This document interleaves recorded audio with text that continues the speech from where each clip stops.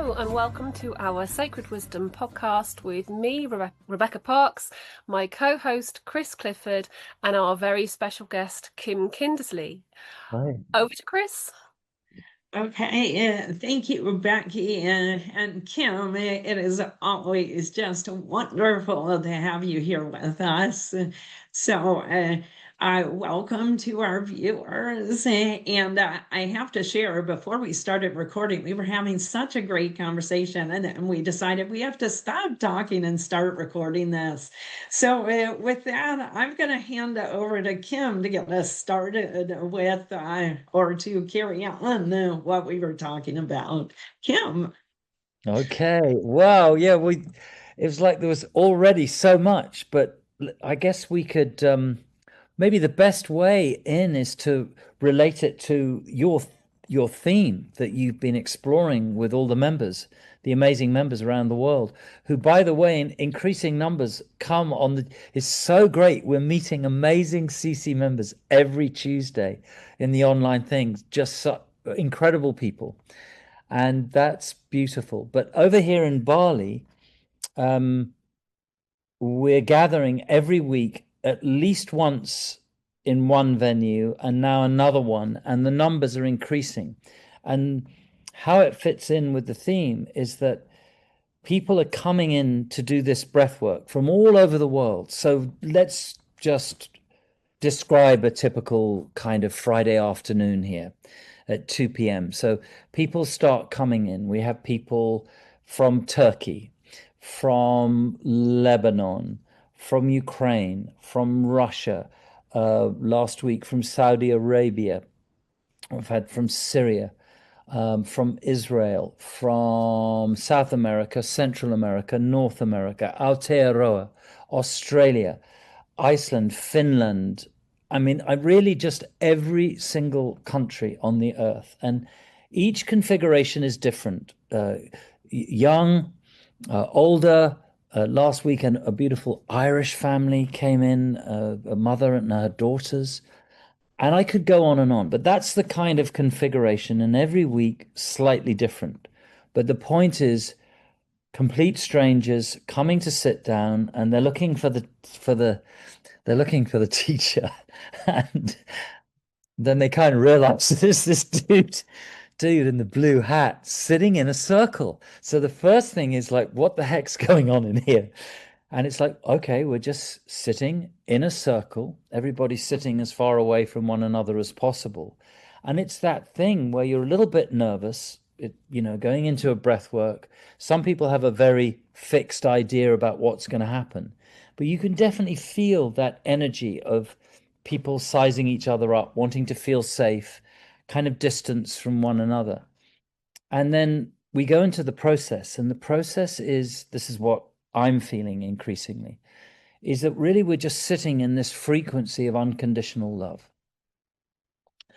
And then we do the breathing technique, which is becoming more and more gentle. In other words, less and less pushy, less and less going for an experience, but rather just allowing whatever is inside each of these people in the room to just be felt.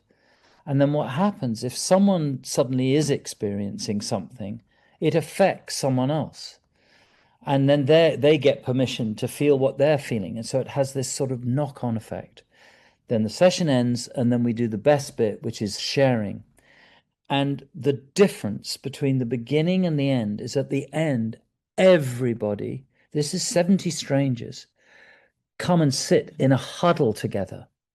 Now, if someone's feeling something and they're crying for whatever reason, that complete stranger who may have been judging at the beginning for whatever reason, belief system, structures, patterns, whatever it may be, inherited beliefs, suddenly find themselves holding someone and feeling that it's okay to just be in unconditional love without agenda.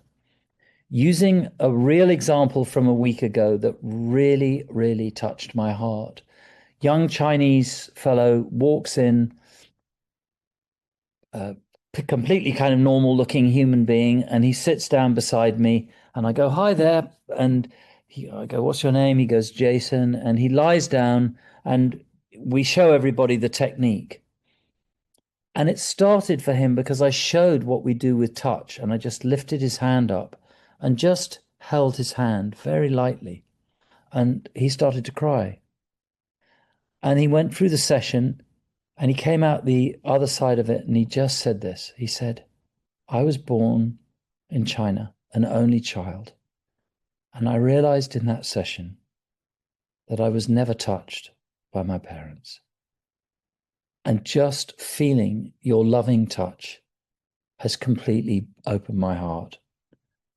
And I have to take this back to China, and I have to help all the Chinese people to feel what I've just felt. And just go in there. And then he was describing how in some places in China, they only see each other in the flesh, maybe once a week, because more and more they're living in this metaverse. And that was huge. And then someone else then went, I'm from Saudi Arabia. I just have woken up every day feeling this deep fear. I'm scared. I'm scared. I'm so scared. But now I'm with all these people. And I had all these ideas and sort of judgments, but I just feel like I'm with my family. What am I going to do with this? And I could go on and on. And it was actually a very sweet Irish family who just lost their father, husband, tragically, 2 weeks before, and they made a spontaneous decision. They're crying. And again, all people are doing is sitting, bearing witness. And one of the big themes was, you never know what's going on behind a human face, what struggles they may be facing.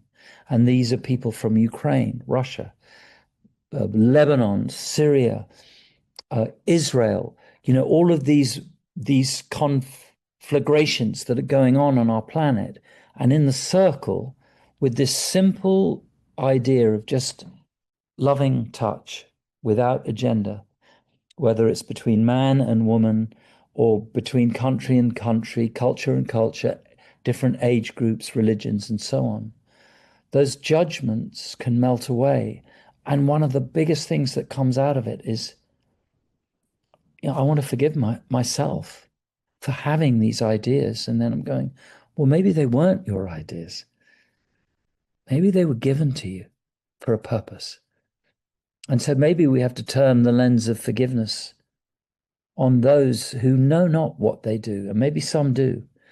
And so there's a huge theme here in the simplicity, but the power of recognizing that those judgments exist and then allowing them to simply melt away. And when one human being does it, it gives permission for everyone else to do it. Imagine if suddenly all of this is happening in Saudi Arabia, in Lebanon, in all of these different places around the world where people who traditionally, for whatever reason, have felt that that's the enemy or whatever it may be, for whatever reason. And some of these conflicts, God knows, have been going on thousands of years. Can we find that place inside of ourselves to forgive? Starting with ourselves and then, accessing this heart, love, and then just bringing it and serving it up as an offering to all life. And then these miracles occur. And it's like the alternative United Nations is being created on the ground. And that's why I'm still in Bali, because every week it's 70 different people. And so this message of love, this message of non-judgment, or if there is judgment there, getting over it very quickly, finding in the heart the common purpose of why we're all here, why we chat, what's going on with CC around the world. We're learning together. We're not reading a book about it. We're experiencing each other through direct experience. People say, well, where do you learn how to do this? I said, I'm learning from you. You're the teacher. You're my teacher. And if you want to read the book, you are the book. You're the book of non-judgment and you're the book of forgiveness. You are the living, breathing Ho'oponopono. And I keep saying to people, I'm empty, and then I meet these beautiful beings and I find this energy and I'm inspired, and then I want to do it again the next week. And then again on Sunday, and then on Tuesday, and it's I feel like there's a wave of forgiveness and seeing this, and people then go, right, I'm giving up my job. Oh my God, I'm scared. I don't know what I'm going to do next. But more and more people are just simply going, right, I'm done. What are we going to do? And then they go, oh, maybe this is what they say when it's the no plan. And this is what trust in the universe actually means. And together we're rewriting the story of how we move forward. So I'm pretty fired up about all of this stuff because I'm watching it unfold. Wow, Kim, that's very powerful stuff. And there's just so much there as well. I can tell that you found your true calling. It's really wonderful. And like you, when we meet, but it's collectively on Zoom, with our volunteers around the world, and then, put them in smaller breakout rooms. People have the chance to connect with others from all different countries and maybe talk about a specific topic or just share how they're feeling. And it's incredible the connections that are made, and people realize, we're all so similar. We're all one. We're all part of humanity. And this is something that you just don't see when you are plugged into, the mainstream way of living where we're sort of we're told what we need to think and how to feel. But if we're just left to our own, has their own devices, and it's about just start, as you say, stepping out of what you're being told you have to do and start doing what you feel a calling to do, and having trust in the universe. Then you literally are, it's like taking the step off a ledge, but the footstep, the pathway is there. It appears as you want to put the next footstep down. The ground comes to meet it because you are creating your new path in life, and I think that's where true creation comes from. But going back to, breath work is such a powerful tool. And I've been learning somatic yoga, and that's all about tuning into your body and how you're feeling, and recognizing that, when you've got stress and tension in certain parts of your body, if you can unlock that and release it, then you can release, ages old emotions. Um, Yes. Certainly the hips in the body, they hold a lot of stored emotion because, you tense up and you don't realize, and then don't untense. So certain parts of the body can stay really tensed for a long time. And when you unlock those, you can unlock very old emotions. And using breath work as well, that is the key to getting in touch with yourself at the somatic level, at the body level, but also the emotional body level. And it's really where you can tune into the different bodies, your physical, mental, emotional, and spiritual. And I think what you're doing with your breath work is you're just giving people the opportunity to do that. And it's simple. It's like a key. It just unlocks the lock, and there you are. And then that's how people suddenly have the connection that they have been missing, to their self, Yeah. their It's physical self, their divine self. it's just exactly as you speak it. It is this. And all of this time, it's like it's been hiding in plain sight. And it's been dressed up in very, very complex systems. I'm not putting anything down, whether it's Dzogchen or all of the great teachings of all the mystics of thousands of years and sitting in a cave for hundreds of years if you're Babaji or whatever it is.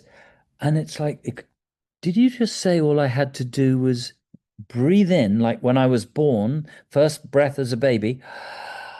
No, no, no big kind of crazy, none of that. Just breathing in, and then the surrender, like when we die, just letting go, just let, and then in again.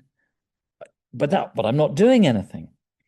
And that's when the surprise, that's when it's almost like it catches people by surprise that their divinity is literally a breath away. And the divinity is like completely different in a way from how it's been described to them, which before was sort of almost out of reach, something almost untenable, unattainable, the Buddha or whatever, all these beautiful examples, when all the time it's just a kind of as simple as a human touch without agenda and love. And, there's so much, obviously, between men and women, this idea of safety and us reclaiming the beauty of the male and the female. And the biggest thing that comes up is, oh my God, I realized that actually I am safe. And all it took was to be sitting somewhere where no one had any agenda. And there's one other little thing that feeds into this is oftentimes in a circle, someone will speak a story and they'll say, oh, this happened and that happened and da da da da da. And it's the anniversary of the death of my dog or whatever. It doesn't matter what it is. It's just the story. And then you can take a little breath and say, and how do you feel? Just very gently. How do you feel?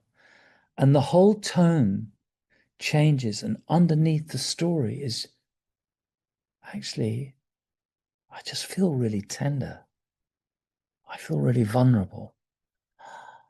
It's just gentle and no one's judging. Everyone's just receiving and listening. And then someone else goes, wow, I feel really tender as well. And then a man will start crying and you'll go, oh, I don't know why I'm crying.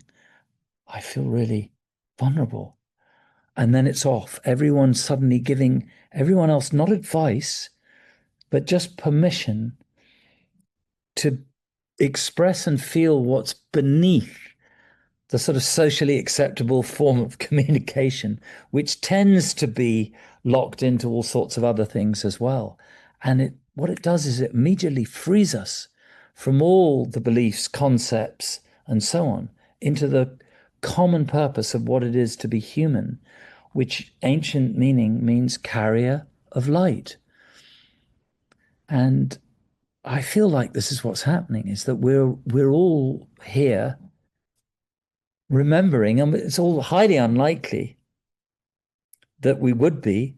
We're all from different backgrounds, and uh, Chris describing earlier coming from the corporate world, and I guess I've been born a Guinness heir and became a meandering actor, and then a hippie and a whale person, and I'm 65 and my life is starting because I found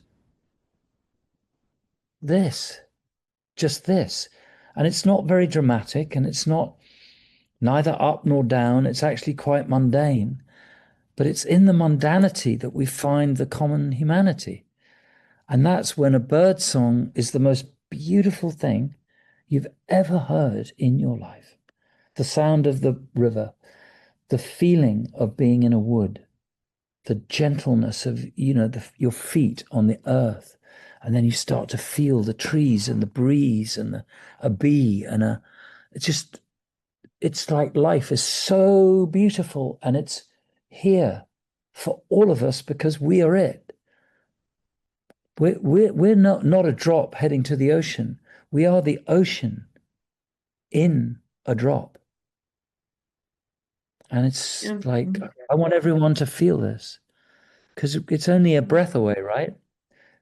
It truly is beautiful. And gosh, Kim, everything that you said, I feel like we could talk for weeks about all of the subtopics that you shared with us. But I want to touch on a couple of things. First, you talking about the mundane. I think over the past year, like I've been learning, I knew it, but it's different knowing it and experiencing it, that life is really a series of what we might call the mundane. And it's really finding the beauty in the mundane and finding, joy and play and beauty in those pockets in between, doing the dishes and that kind of thing.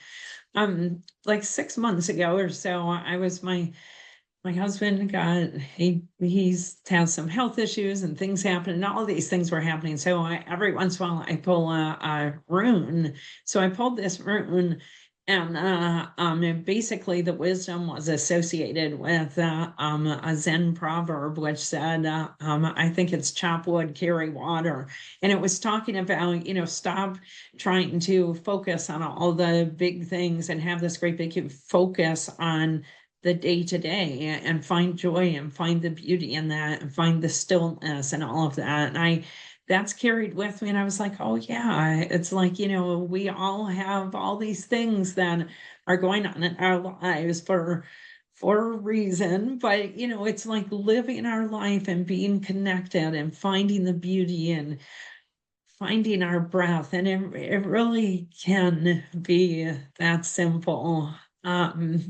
I also talking about breath, two other things. Kim, when you said breathe in like you do when you were born, and then take your out breath when you die.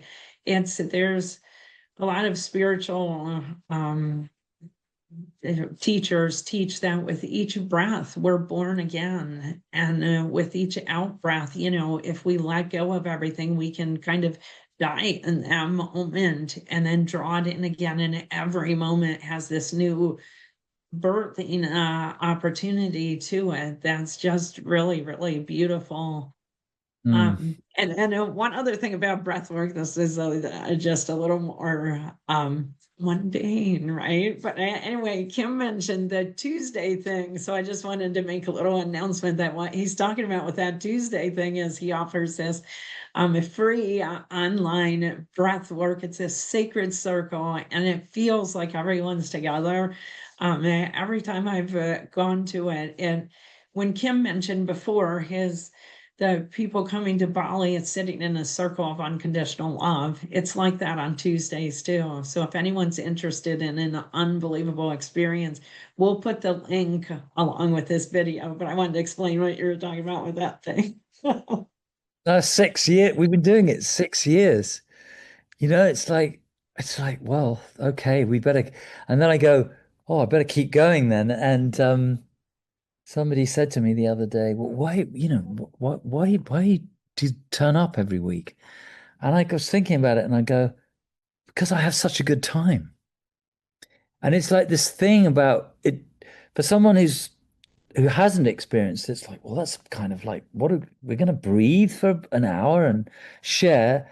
It's just like you have to kind of come and have the experience, because it's like a human family, and we get to listen to each other, learn from one another. And I mean, I get really excited because I know that I'm going to hear a story from someone, or a feeling from someone, from a culture that I know little about, or maybe I've got a perception about. And it's like, wow, really? I hadn't thought about it like that way. And so there's a kind of feeling that we're all learning from one another how it is to be. A couple of years ago, a friend of mine, beautiful Rosicrucian, master he was, from Australia. He died 2 weeks after he said this to me. He said, "Okay, we're walking as a species and as a collective into this time where we have to accept and learn what it is to truly trust." And so I said, and I've asked him many times, I said, "How do you know what that is?" Because I say it to myself, I'm going to go. I really trust the universe. I know the universe has got my back. And then it's like, oh yeah, well, let's take his house and this and that. And, and I feel like I'm being crushed. And I go, well, I don't think that's what I don't think. And he said, well, you probably had a plan, did you? And I went, well, I had a bit of a backup plan. He said, okay, this time when you go to Bali and you have no idea what you're going to do there, how you're going to survive, any of these things, you just have to promise me that you don't make a plan, and you don't make any backup plan. You don't think about what your escape route's going to be, or what the job that's going to pay the bill for the small rent in your all of that. Just you have to do it now. And I went, okay. It's kind of scary. And so I turned up here going, well, I saw lots of old friends and it was lovely. And then it was like, oh, okay, what's happening here? And I just remember that I said, right, no plan, empty. Literally the next day, did a small circle, and this random person, who's actually an Israeli person, came up to me and said, excuse me, do you teach breath work? And I went, no, no, no, I just do circles. He said, well, you do now. And I went, what? He said, you're doing a teacher training course and I'm going to help you do it. And I went, oh, okay. And then that's grown. And now I've got 3 groups, no plan, no intention. And it was almost in the exact moment where I just let go of all Kim's great ideas that it was right there. And I've been playing with this and it's what it is. It's amazing. But Kim, he wasn't a random person. It was the universe. It was Yeah. divinely directed and inspired. And this is how, it's not a coincidence, it's synchronicities. And this is how the universe works when you're in tune with it. And it's very hard to do that because, everyone wants to have a backup plan. Everybody needs to, hedge their bets and not put all their eggs in one basket. There's countless sayings that go with that. But as you say, truly trusting that the universe has a divine plan for you and it's your own personal divine plan. If you let it happen, Yes. then it's about taking away the restrictions, the breaks, and just letting it flow. Yeah, that's right. And and I think it's something that you can really play with. And I mean, they have all of these big courses around manifestation, but this is really the ultimate manifestation, the ultimate goal of the truest wealth, which is going to open the door to just you being in flow with the divine. And I mean, we call them miracles, but you rightly said no, they're not. They're not miracles. They're just you being in tune with the flow of the universe. And I think that we're in this time where the frequency is expanding, although we may see what appears to be utter chaos and very difficult situations. It's coming to the surface, it's amping up. But equally, around the world, more and more extraordinary people are doing actually, I should say, more and more just completely ordinary people are doing what we describe as extraordinary things. But actually, it's again coming back to this mundane and the ordinary. This is actually where the true magic lies. And I never thought that I would understand it because I think there was too many ideas in the way. But now I'm really excited, and I look forward to what's going to happen tomorrow. Who am I going to? I'm just like, who am I going to meet? Who's going to speak to me? What person from what culture? What divine song am I going to hear? And for all the people out there who are weighed down by very difficult, the socioeconomic situations and difficult politics and all the really difficult conflagrated situations and feeling trapped. I guess the most beautiful message can be hang in there and just give yourself the time just to try and tune in with the heart. You can use your hand here and in the belly and just know that safety, that love, and that divinity is always inside of you, always has been, always will be. Aborigines call it the chukaba, the eternal now that resides in every human heart. The fire of our soul, the language of the soul is this. And it's more beautiful than anything that any money can buy.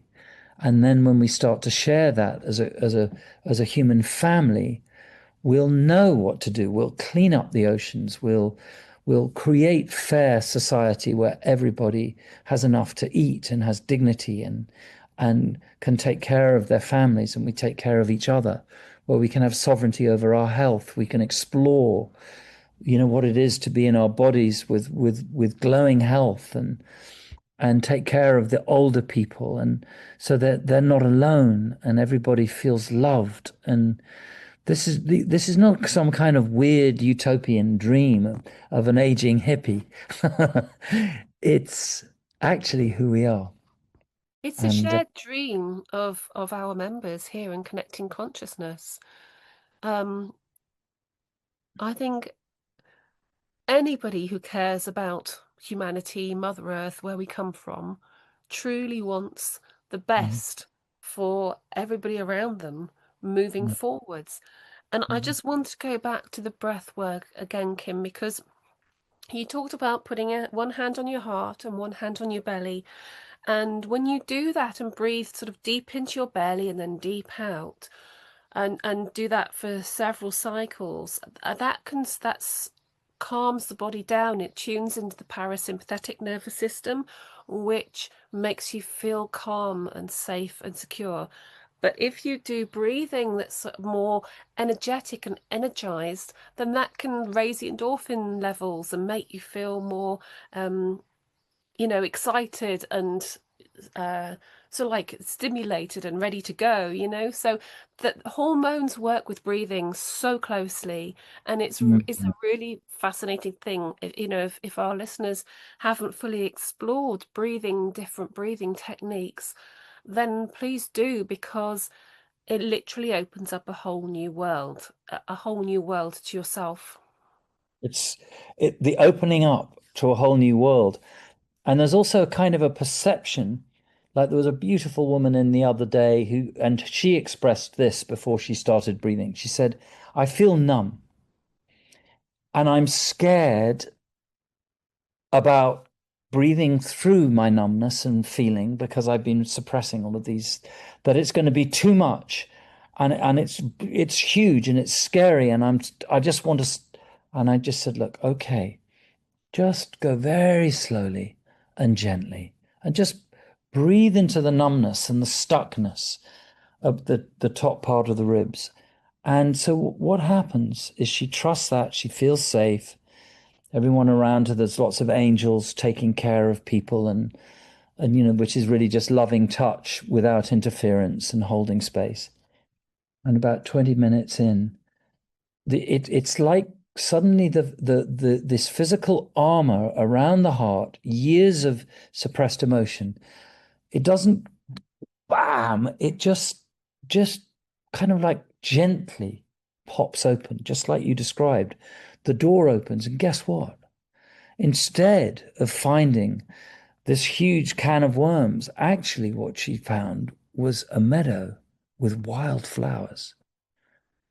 And the perception that she'd been living in a dungeon, dank and wet, didn't even have a door. But that's where she felt comfortable in the uncomfortable. And all that needed to happen was a gentle nudge, and out in the meadow she goes. And of course, then more work happens and more discovery. But it's almost like the perception of that is much greater often than what actually lies behind it. And this is another thing for everybody to know, that it's worth just being curious, do it very gently and just experiment, and you'll be amazed. And yes, there may be some things and some difficult trapped emotions and other aspects, and some people are more traumatized than others, but it's actually a very safe environment, and people get very surprised that it's not as overwhelming as they thought. And especially when you're with a group of very loving, kind, supportive human beings. And I feel like that's what CC is. That's what my little group is doing, and that's growing, that and others are all around the world. And we're all finding one another, and we're empowering one another to feel. Mm. Kim, I think the fear of the unknown is worse than delving into the unknown, isn't it? It's the fear of it, and then, but yet people get comfortable, stuck in the fear, and like, I don't want to go there. I'm not going to go there. I don't have to. I don't want to. But as you say, if you, the rewards are are priceless, really. If one can be brave enough, and certainly in a situation as you're describing, where there's loving support surrounding them, whatever the unknown is, whatever the fear of the unknown is. And part of this is doing shadow work. We had a wonderful guest speaker called Emrys, who talked about shadow work, and Emrys is going in our Worldwide Voices, and he's going to do another shadow work session in a few weeks. And delving into what we term our shadow side, which is that side which we want to keep suppressed, unconscious, subconscious. Sometimes it pops up. Things bring it back, whether it's smells, because smells are definitely connected with the emotions and the past, or whatever it is. People feel frightened of dealing with their issues and their subconscious baggage that they've kept packed away. But if we can do it, and as you say, by breathing, you're not actually going into a particular situation. You're not saying, right now I'm going to deal with this particular trauma that happened in the past, or this particular drama, or you're actually just going into the heart and feeling through the emotions. And that's another way of doing it. There's so many different ways of healing oneself. That's right. And Becky, I was getting ready to make that same connection to shadow work, and because listening to Kim talk about this process, it's shadow work, inner work, whatever. It feels like a very gentle form of that, because you're feeling and then you're releasing whatever you need to release. And sometimes then things come up, like Kim said, that then you work on later. Sometimes it's just a gentle process of, okay, there was something there that needed to be released, with no story, with no judgment, and it just goes, and it's beautiful. And you're right, there's many different ways to do shadow or inner work. And so this is another way that may resonate with people, because it is a gentle, beautiful process with, that could have many different benefits. I also just wanted to make a connection to something that both you, Becky, and Kim said. Kim, the advice of don't make a plan is like the wisest advice ever. In my life, most of my life, I've been a planner, and I have to have things mapped out and everything. In the last whatever period of time, decade or so, I've been really trying to train myself. You don't need to have a plan. I know I can feel that I'm in flow with the universe when I don't have a plan. And when I resist, then things happen that make me be like, oh, I don't need to do that. I need to let go of this. And I'll just give one quick example. I know I've shared before on the podcast that my house burned down, but it burned down in a time in my life where I was in a job that I liked the people, but the company, my values did not resonate with theirs. And I won't go on and on, but I was really, really unhappy in that job. And my husband was saying, why don't you just leave? But at that time, he had gotten laid off by that company, which they did all the time. And so he was staying home with the kids. And so I'm like, oh, well, I can't, we have to pay the mortgage and this and that. And he was like, well, something will turn up. And then my house burned down. So I kept resisting, and my house burned down. And I had been like traveling, and my house burned down. I was packing for my 10th week in a row of travel. And so my life was chaotic, but looking back now, I know that was a gift from the universe, because it caused me to step back and look at my life and be like, okay, what am I doing? And eventually, as we started rebuilding our lives, I had the courage to leave that job with absolutely no plan. My husband wasn't working. We had all these rebuilding costs and everything, but it was the best thing that ever happened to us. Things that happened subsequently. And of course, after that, I'd start planning again. But I learned better after that, I'd be like, oh, okay, I need to stop. And so I share this story because, I felt and told myself, well, I don't have a choice. I'm the person who's working. I'm paying our mortgage. I'm paying for the food. But there's always a choice, and you don't need to know the hows. And I found, like, when I just truly trust and say, okay, it's clear that this job isn't for me, so I'm going to trust. And my husband trust together, we had faith that something would show up, and things did show up after that were very beautiful, and it was just a great learning. So don't make a plan. When you don't make a plan, you open up space for beautiful things, and I think for things that are way far better than what I could have planned out and come up with. And so it's having that trust that something better that's more aligned with who you really are will show up. And then it'll get really wild, because then you'll realize that the co-creation is with the universe. And it's like, wow, why didn't they tell me that when I was at school? Yeah. But, it's that thing again. It's like and then it gets really sort of, I mean, amazing, extraordinary things are starting to pop up and be seeded. And then one person will meet this other person, and then they'll talk to that person. And it's like this common purpose. And then they'll say, oh, maybe you could come and help. And then, I mean, I cannot tell you how many people have given up mainstream jobs and then finding that they're part of this movement and co-creation. And then they're finding their sort of life's purpose because they had the courage to take that step. And I mean, as far as I can see, it cannot fail, because it just is. And it's something that I really recommend, because it's definitely changed my life. It's so interesting, Kim. You say it's a movement, like it's sort of a planned event, but it's not necessarily planned by every individual person. It's it's reaching a point where one feels that you simply can't carry on doing what you're doing because it's so out of alignment with your own Right. heart's desires.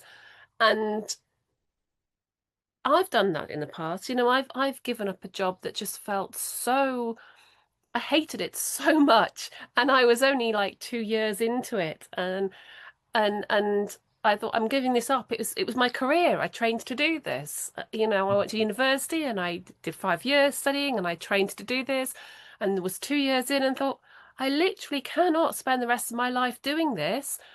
I need to do something else, and it's taking life moment by moment, and you just, if you, because I was thinking when Chris was talking, Chris, you didn't say, oh, I then decided that I had to do A, B, C, or C. You just said, I just went with the flow. And this is the thing, because a lot of people restrict themselves, I think, because they say, well, if I can't do that, then I'm going to have to do this. But Yeah. no, just wait and see. And also the way you were talking, Kim, is, people come up and they make these connections. You're already seeing things in such a multi-layered way. It's very much what we would term a five-dimensional way, in the fifth dimension and above, because you can see the way people connect, you can see the energies, and you can see the way that God's source is working, that the universe is working, that connections are made. And that's how, I'm trying to explain it, but that's how the magic of synchronicity and the universe works. And if one puts up blocks, oh well, that's not what I really want to do, or I haven't got time for that, or I'm not sure how that's going to work out for me. If we start putting those conditions on, then that genuinely stops the flow. But of course, you have to go with intuition and gut instinct. If something feels really wrong, then don't go with it. But if it feels really positive, then do. That's right.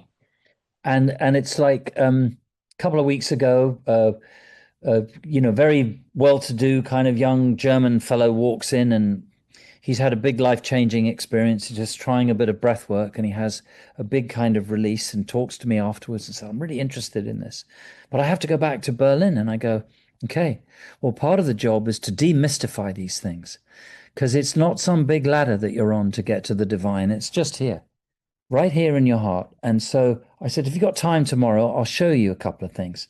So I showed him how to do the body work, and he was very attentive and took it, really took it in.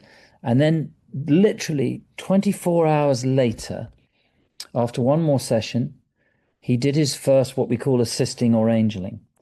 And, it's quite something if you're not used to that kind of thing, your first session. And there's 16 people. It's a small circle, this one, in a place called Dragonfly. And off the streets, literally walked in a quite elderly Australian couple. Dawn, I can't remember her name, and maybe her name was Frances. Anyway, beautiful couple. And she shared at the beginning, she said, well, I'm definitely here because I'm really exploring this thing of being a grandmother and my daughter and my granddaughters, and I'm fearful for the world, and I'm just feeling she was absolutely wonderful and had a kind of intention. And then this poor man, I really felt for him. He goes, well, actually, I'm only here because my wife's here. I don't know what the hell's going on in here. And anyway, I'll give it a go, sort of like that vibe. And I thought, well, there's the perfect example of someone who doesn't even want to be here, but he's obviously a lovely man because he's here supporting his wife, but he'd rather be anywhere else rather than with this group of very beautiful, sincere people who are talking about, the rage of this or the sadness of that and all the rest of it. So anyway, I said, look, don't worry, we're going to take care of you. So he lies down and he starts to breathe. And then it was very interesting because the young German fellow who's never done this before goes up, as I taught him, just to gently touch the shoulders. And you could see that it was a little difficult for him. Cut a long story short, by the end of the session, tears stopped flowing out of the corners of his eyes, just flowing. And of course, we never know what it is. And I was just curious. I thought, I wonder if he'll share. And so we all come back together in the center. Everyone's softened and vulnerable and sharing their beautiful stories about their experience. And it comes to him and he says, it's one of the most touching things. He just said, I was very resistant to this, and I don't know what was going on. And then I had this touch and I thought, well, I didn't really like that. And then about 20 minutes in, I just thought, I'll give it a go, and sort of didn't know where I was really. And then suddenly I felt the loving touch of my mother. And I felt like I was 5 years old again before she died, being held by my mother, tears streaming. And then another girl, the other, said, oh, you're just like my dad. If my dad was still here. And he was Australian, and because he was from another country. And we were all just, and the biggest thing of all for the beautiful German man is that he understood in that moment that his loving touch was not him giving this lovely man who didn't even know what he was doing there the experience of his mother. He just sat there and gave the man some support and loving touch. That's all. And then that memory arose in that man and sort of broke open his heart. And I saw him the next day, and he was like a young man, light and just buoyant and going, oh, just like he felt completely different. And his wife was there saying, we want to do this when we get back to Australia. And they were all sort of exciting. And that's, what's happening is that, and I share this story in case there's anyone out there who goes, well, that sounds very unlikely, but the most unlikely people can have these extraordinary shifts. You don't have to tell them this is going to happen or that. In a very, very simple way, it shows me that we can shift stuckness in all sorts of different ways in different people, very simply without trying to. And for the young man who started also to cry, he realized that he didn't have to do anything and it was nothing to do with him. All he had to do was be present. And now he's in turn wanting to take this into the streets of Berlin, like they want to take it into Beijing, like they want to take it into Tehran, into Beirut, into Kiev, into with the Russian community here. And all we're doing is what I've described. We're not waving any magic wands. We're not giving any secret spells or mantras, although they're all wonderful as well. It's just this simple thing. And so just encouraging everybody, if you're feeling a bit stuck or not sure what's happening, all of these are wonderful. This is just one tool. And it reminds me of Mandela, that one thing that he did say, which I think is really so powerful. It's not the shadows and the darkness we're frightened of. It's our own kind of unassailable, incredible light that we're scared of. And there's nothing to be scared of because it's not us. It comes through us. We're merely the vehicles through which the divine expresses itself. And that's when we start to have a really good time as Chris, Becky, Kim, Simon, whatever. We get to celebrate this. And where this is going is anyone's guess. But I would say that what we're co-creating is something just so magical, so as of yet beyond our imaginations. And as the young Chinese man said, and all we need to do is to offer unconditional love and hold each other in that, and all the miracles will occur. Wow, that's just so beautiful and so true.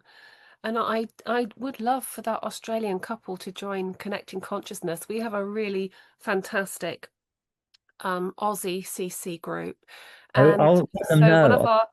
one of our coordinators, Dana, in Australia, he has what he calls the Man Cave. It's a weekly meeting on Zoom for within Australia, the men in CC, and they absolutely love it. Simon joined one of their meetings, and it's really good. It's very it's very sort of warm and supportive, but very very masculine, very Aussie masculine, and it's brilliant. Yeah, maybe we could get a link or something, and I'll send it. His name is Don, and really, they're a beautiful couple, and they live in Manly. But it's like, it's never too late. It doesn't matter how structured our belief systems are. We're literally one breath, one circle, one meeting, one shared experience away from opening.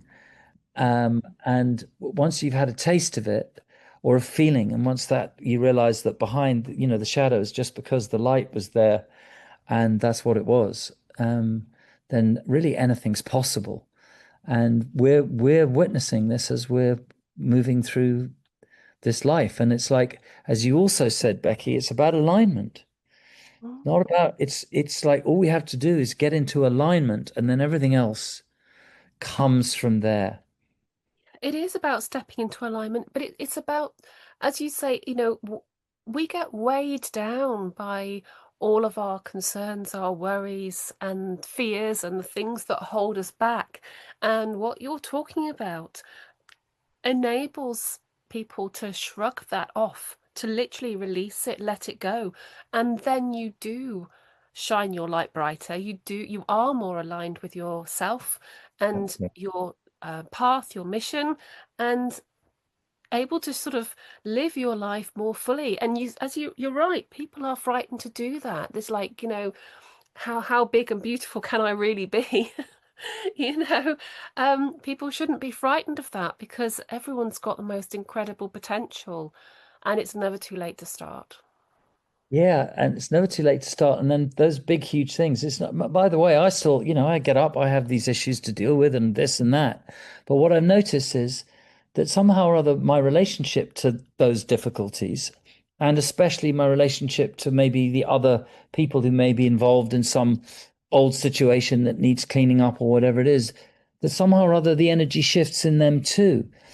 And so what we're not saying is like, we're waving a magic wand and then suddenly all your issues and problems go away just like that. It's not about that. It's about your relationship to them changes, and the relationship to the world changes. And then something different comes into the field, which allows things to be resolved more easily. And then of course, moving forward in life then becomes, a sinking into the mystery, into the unknown. And, we get into this like, well, actually, this is going to be rather an exciting movie. I don't know what the ending is yet.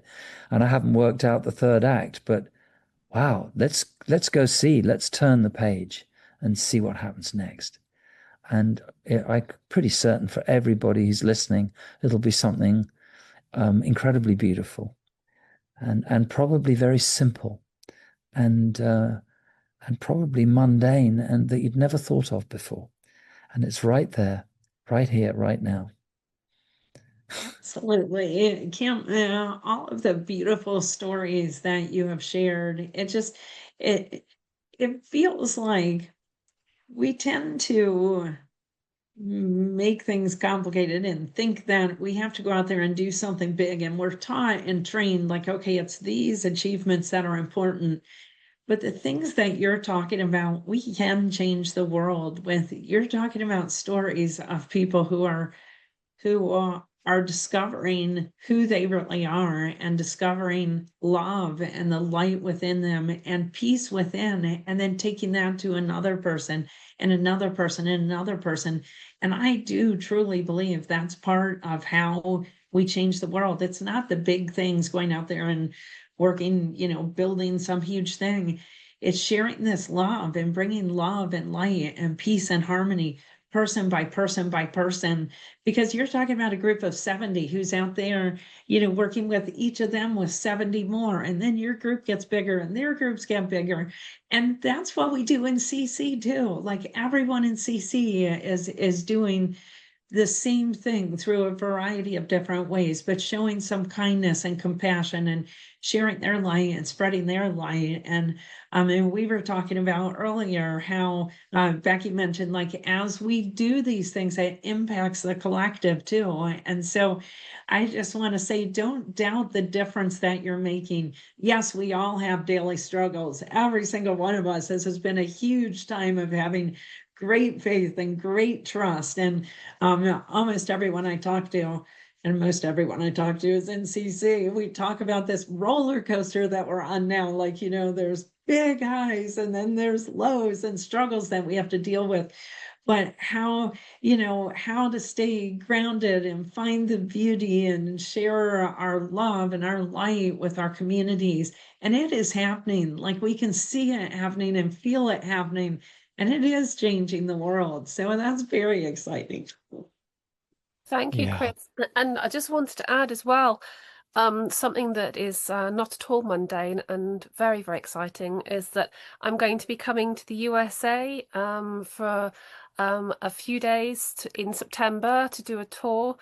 It's called the Sacred Wisdom Tour, and I'll be meeting up with Chris and other people from our Sacred Wisdom podcasts, Grandmother Malara and Sue Simino, and others. So I'm starting off in Tennessee in September the 20th, and then moving to Atlanta, Georgia for a big event, and then on to Florida near Sarasota. So very, very excited about that. Chris, did you want to add a few more details? I do. So if you're interested, you can go find additional information on Mighty Now Works. And also we can put go check Mighty Now Works, ask your coordinator. There's lots of different ways to find information. We do have a link that you can fill out if you're interested in attending. It's just so that we can figure out approximately how many people will be at each event. So if you are interested, please do fill out that link, because we're almost at capacity already at one of our events. So if you want to travel, we intentionally selected Atlanta because it's very easy to get to. I know there's people from other states and other countries who are interested in coming, and it's going to be a lot of fun. And of course, the opportunity to spend time with Becky. And yeah, it will be fun to have Becky, Sue, grandmother Laura, and I all together. The four of us have never met together. So there's just going to be a lot of fun. As Becky mentioned, the Atlanta event, it will be an all-day event. So, come make a weekend event, and look for more information on that. So thank you. And I guess that could be a good place to wrap. I feel like, Kim, we absolutely need to have you back, because I made a few notes. You touched on so many topics that would be very wonderful to delve into more deeply. So we'll have to do that. We'll have to take another talk to cover many of the things that you brought up. And this has been an amazing discussion. It's really like every time we get together, we don't know what's going to happen, but it's like we're always in the same kind of frequency. It's so interesting. I mean, I had no idea you were going to talk about the judgment and the forgiveness, and there's so much of it that's in the personal realm of, of these sort of blocks, and it's like, oh, hang on, maybe, and then realizing maybe it's not mine, and maybe you're just incredibly sensitive, and it's because you care so deeply, and then just unraveling that a bit. It's very exciting, and so many people from so many countries, as you all know, are waking up. I think the energy's increasing. I think it's speeding up, and I think that's why what I feel that we're doing when we get together is like, in a way, demystifying. You know, we're sinking in, surrendering into the unknown, and we're demystifying these things so that they can be experienced through direct experience by everyone. Because you can read all the knowledge of all time in all space, but if you don't have a direct experience of it, it means nothing. But you have one direct experience of God, divine, whatever you want to call it, source. It means more than every book that's ever been written. And you're it. You are it. And yeah, that's pretty exciting. Thank you, Kim. That's so beautiful.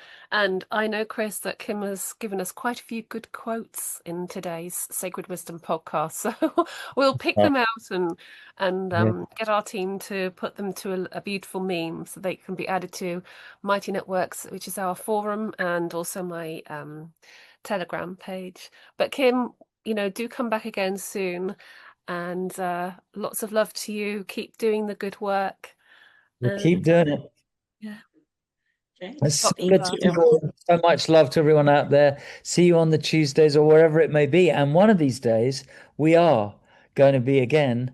Well, it will be the first time for us, but in the same circle together. And I feel that's coming, and maybe we'll talk about that next time. What's being seeded in these different countries, and people who are inspired to create these spaces where people can go, and like you're doing both virtually and in reality, and your gatherings you're doing on your tour coming up, and it's so exciting for people that they actually get to be with you in person, and still we get to do this as well. It's So exciting for me. It's very, very exciting for me. well, that's fantastic. It's going to be I've never fantastic. been to the USA before. I'm Oh my really God, looking you're gonna forward have an to it. amazing, Yeah, beautiful. that makes it even more exciting. So, all right. Thank you. Thank you Thank for you. everyone who's So much love watching. to everyone out there.